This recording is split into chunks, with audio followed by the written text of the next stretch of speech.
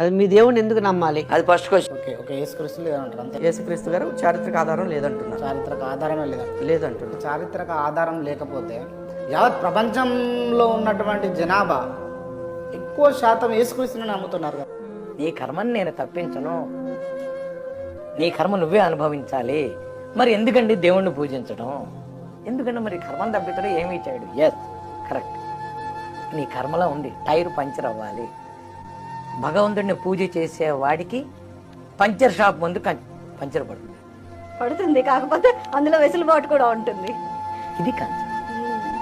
Puncture అనేది భగవంతుడు నీ కర్మలో తప్పించలేదు, నీకు పడాలని నీ టైర్కి పంచర్ పడుతుంది.